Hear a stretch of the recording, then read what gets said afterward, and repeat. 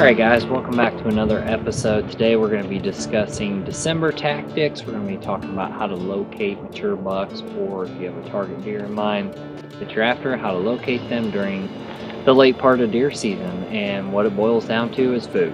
Does are beginning to group back up. They're going to be on your green plots. They're going to be in the ag fields. Bucks still have a little bit of rut on their mind. They're looking for those last available does, or trying to figure out if any are still in heat. And so that's a great place to find mature bucks, is going to be wherever your does are grouped up. Things kind of start to transition back to early morning and late evening as far as hunting. It's not that deer aren't moving midday, it's just that you're going to see them early in the morning leaving the food sources. You're going to see them, later in the evenings hitting the food sources. They kind of get back into their habitual patterns, and so that's what I try to key in on. Now, as far as food sources go, let's talk about that, because not everybody's going to have access to high quality late season food, and that's kind of the name of the game for December. So when it comes to December hunting, you need to either have ag fields that weren't disc, so still some grain in there, or standing grain. That's preferred, but not everybody has 5, 10, 50 acre fields of standing grain. So if you don't have that, if you're just hunting agriculture around you, if they're not disc, that can be a really hot ticket come December.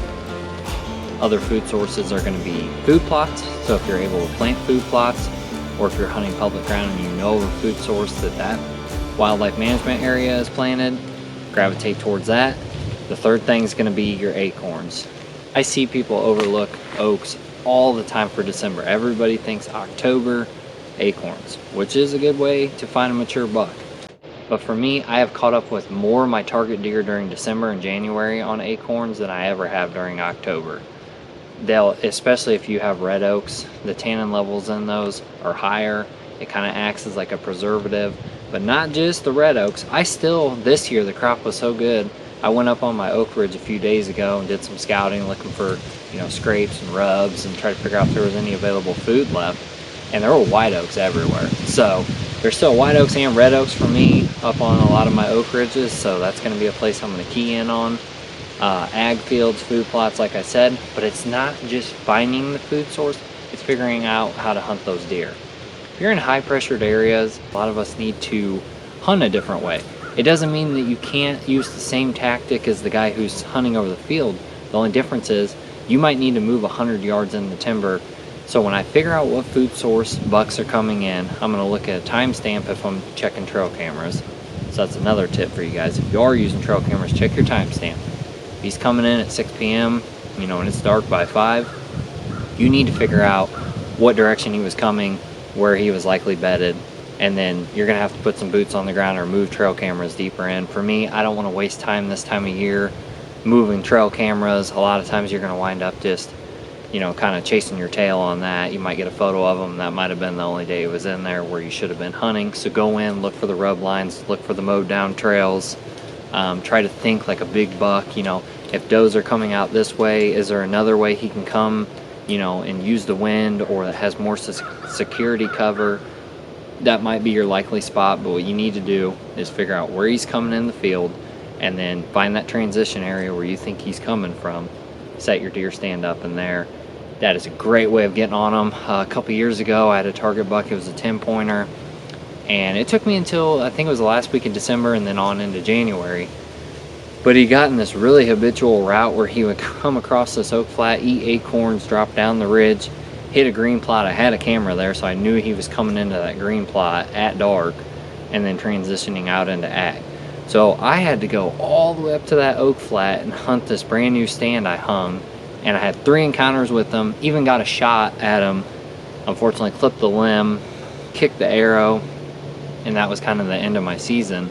But the point of that story is that I've targeted a specific deer, figured out what food source he was on, took all that intel, and it put me right there on him. That was my fault not capitalizing, but the tactic worked. These are going to be your best tactics come late season. Is going to be staying mobile, like we always talk about on this channel, finding the primary food source, and then don't be scared to hunt in the evenings closer to bedding. You don't need to be sitting on the food source. Honestly, what's going to end up happening is you're going to sit in that stand hoping that buck's going to come.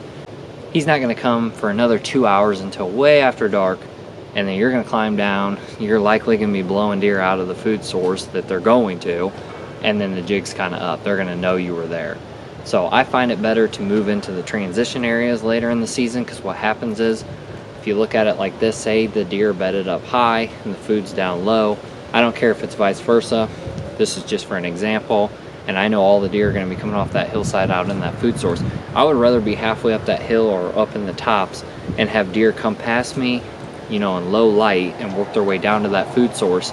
And then what that does is it allows me, if I don't get a shot at my target buck, I can slip out of there that night, because all the deer movement has moved past me.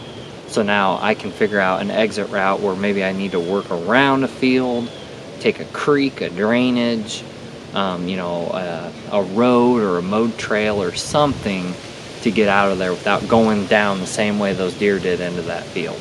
So that's a great way to enter and exit your stands. Just don't overthink it. It's not as hard as you think. If a buck is coming to a food source, he's coming there. You just need to figure out how he's getting to that food source. Stick a stand in a tree, or if you want to hunt from the ground or from a blind, and don't be afraid to push in there. And sometimes you need to be more aggressive to get on these bigger, mature deer. Hope that helps you out this late season. We'll be back next week.